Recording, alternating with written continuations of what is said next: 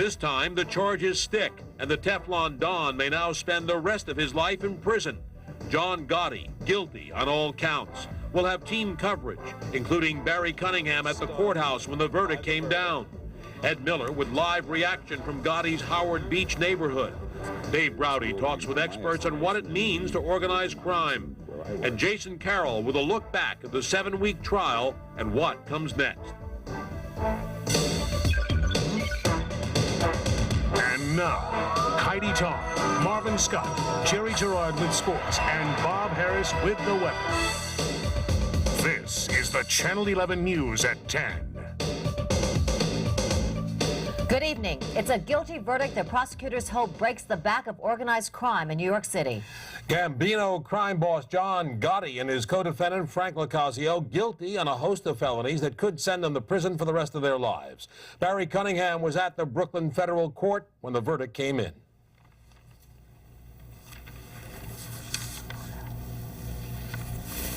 A supremely confident John Gotti had spent most of his 7 weeks on trial thumbing his nose at the prosecutor, muttering obscenities against the government, and laughing off testimony that he is the godfather of the nation's richest and most murderous crime family. It took only a day and a half of deliberations for the anonymous, sequestered jury to wipe the smile off Gotti's face. Tough guy Gotti took it on the chin over and over and over again as the jury forewoman repeatedly pronounced him guilty of murdering his way to the top of the Gambino crime syndicate. In the spectator benches, several well-dressed members of the Gambino gang cursed the jury out loud as the clerk recorded guilty verdicts on all 13 counts of murder, conspiracy to murder, racketeering, illegal gambling, loan sharking, obstruction of justice, and tax fraud. Gotti's underboss in the Gambino mob, Frank Locasio, was also convicted of murder and racketeering, acquitted only on a single count of illegal gambling. They've called Gotti the Teflon Don because the government has been unable to make the charges stick against him in 3 previous trials. The Teflon is gone, the Don is covered with Velcro, and every charge in the indictment stuck. It's been a long road. Justice has been served, and it feels awfully good. The government maintained that the best evidence against John Gotti was his own voice, secretly recorded on FBI surveillance tapes. You come this far, with John Gotti, you settle your mother head off. You know better than the game. Gotti was heard discussing the daily business of the Cosa Nostra, everything from gangland rubouts and labor racketeering payoffs to his own recipe for cooking pasta with lentils. If John Gotti was acquitted, I thought it would give a shot in the arm to organized crime throughout the United States, and John Gotti would achieve a status that not even Al Capone or others in the past have achieved. I was convinced if John Gotti was convicted, it would be the death knell for organized crime, traditional organized crime as we know it in the United States, and I think that's what happened. I'm not going to say it's going to be gone in a year, but the mob, as we have known it, in New York City and in the United States is on the way out. Gotti's lawyers were stunned by the swiftness of the verdict, which could put Gotti in prison for life with no parole. He took it like a real man, and he has vowed that the fight is not over, ladies and gentlemen, and it's not, I warrant you. Just as surprising as the swiftness of the guilty verdict was how completely the jury believed the government's star witness, Mafia turncoat Salvatore Sammy the Bull Gravano, John Gotti's best friend and betrayer. The bad news for organized crime in America is that Gravano is now set to testify against other gangland leaders in other cities. In the words of the federal prosecutor, they're next. At the Brooklyn Federal Courthouse, Barry Cunningham, Channel 11, News at 10. Well, prosecutors call the verdict a victory for justice, but there's a very different opinion on the streets of Howard Beach. Ed Miller is standing by now in John Gotti's neighborhood. Ed? Heidi, the curious carnival continues tonight outside the Gotti family household. People from all over driving by, trying to get a close-up look at where the Dapper Don used to hang all his expensive gabardine suits and silk ties. On the front lawn, in the middle of a tree, hangs a single yellow ribbon, symbolizing the hopeful return of the family patriarch. For up until today, many neighbors and family members truly believed that John Gotti would soon be coming home. John Gotti's daughter Victoria, clearly upset, covering her face, dashing out of the family house tonight, refusing to talk. But earlier, right after the verdict was announced, she wondered out loud whether anyone believed the government won fair and square, accusing the prosecution of overstepping its boundaries. Many others in Howard Beach tonight agree. I don't don't know. I don't like it at all. I think he should have gotten off. There'll be an appeal and he'll get off because it was very unfair. I think this government sucks. That's all set up. He wasn't guilty. No, he's just trying to make a living like everybody else. I think they pulled a lot of dirty tricks. And I don't believe their witness. If all the jurors said he was guilty unanimously, beyond a shadow of a doubt, I guess he was. I think he got what he deserved. Really? I agree. If all these things that they say about him are true, what the government says about him are true, then he probably does deserve to go to jail. But it's just, I just never really felt that he was really like that. This government's no good. Should be out. He's a good guy. He does a lot for the community, you know. Put him away for naught. After initially showing some signs of wanting to speak out about what happened today, the family has now gone into hiding. It is not clear at this hour exactly where John Gotti Jr. is, or for that matter, where Mrs. Gotti is. Reporting live in Howard Beach, I'm Ed Miller. Back to you. Thank you very much, Ed. The heads of 4 of New York's 5 crime families are all either in prison or awaiting trial right now. And with John Gotti facing a possible life sentence, the question arises now, who's in charge? Dave Browdy is standing by now with a look behind the scenes. Dave? Well, Marvin, the man convicted of being the head of the Gambino crime family will undoubtedly appeal his verdict. But tonight, veteran law enforcement officials are saying they see no reversible error in the trial that ended today with the guilty verdict. They say the Teflon Don has lost his protective coating, and in fact, he's been losing it for quite a while. The event that led to John Gotti's conviction, ironically, was the same one prosecutors say brought him to power, the killing of former Mafia boss of all bosses, Paul Castellano.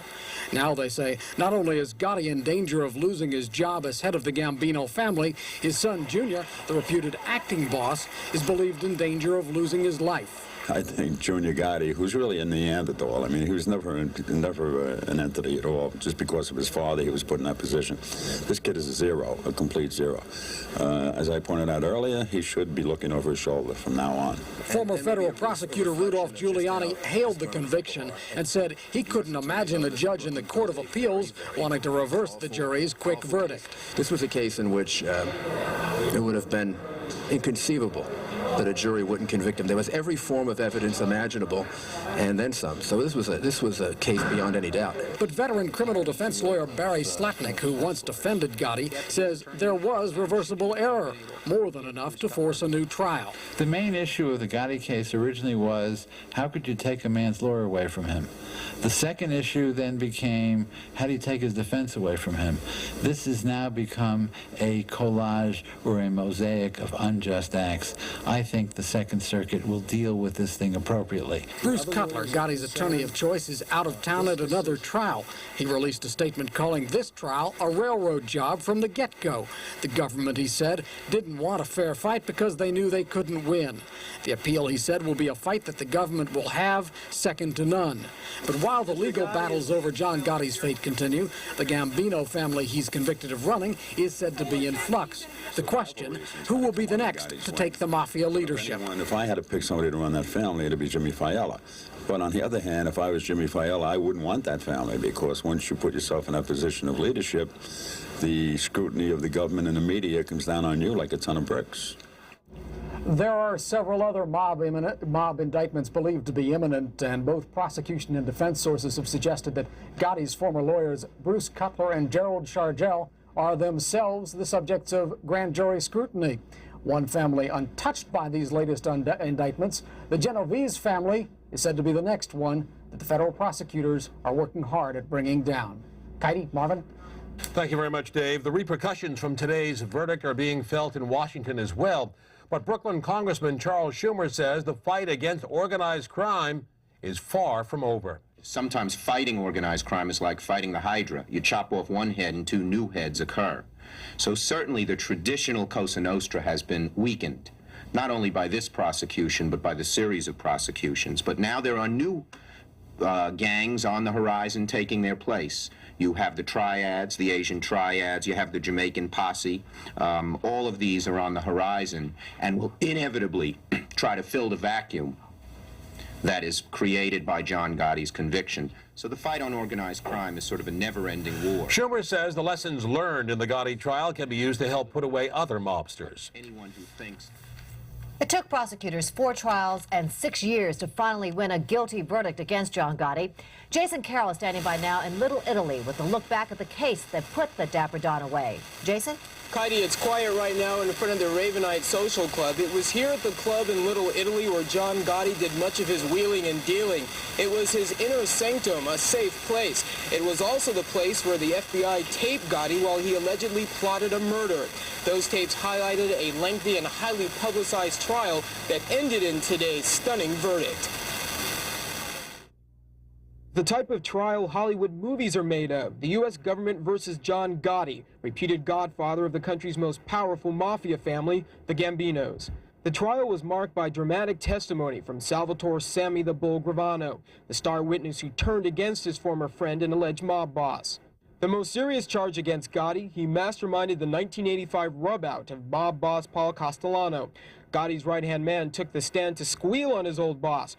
Gravano told jurors Gotti and co-defendant Frank Locascio plotted the assassination of Castellano. It didn't come as a shock to anyone that he was going in this direction, Gravano testified. We sent messages back and forth. We decided to whack, to get Paul. We decided we were going to do a piece of work we couldn't miss. It had to be done. We discussed who the shooters would be, what positions to take, where to meet the following day. Many Gotti associates, like these men seen here, came to court every day to hear testimony. They now call Gravano Sammy the Rat because he broke the Mafia's strict code of silence. The trial also attracted a slew of stars who came to pay their respects.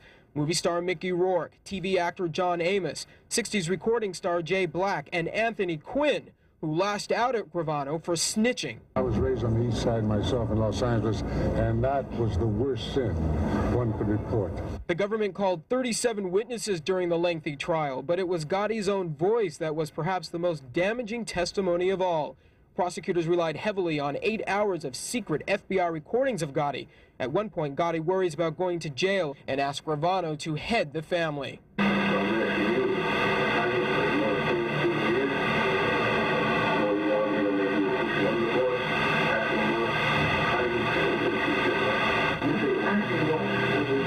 The trial lasted 29 days and tempers flared as it wore on, coming to a peak when the judge threatened to remove Gotti from the courtroom after he blew a sarcastic kiss at the prosecutor. The judge also held the lawyer for co-defendant Locascio in contempt of court after the two got into a heated shouting match. For now, the shouting may be over, but the fear is not. It was fear that drove the judge to keep the jury anonymous and sequestered. Tonight, John Gotti's reign as a mafia kingpin may be over. Now we'll wait and see who will be the next person to claim the Ravenite Social Club as his inner sanctum.